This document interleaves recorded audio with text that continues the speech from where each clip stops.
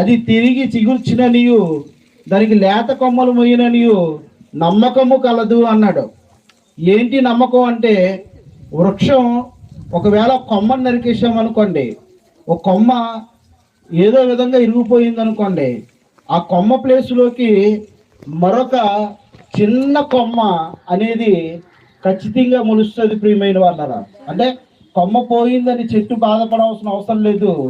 ఆ ప్లేసులో మరొక కొమ్మ చిన్నగా చిన్నగా ఎదిగి ఆ వృక్షంలో కలిసిపోతుంది. పోయిందనే బాధ దానికి ఉండదు. కానీ దాని శరీర రీతి వేరు, మన శరీర రీతి వేరు.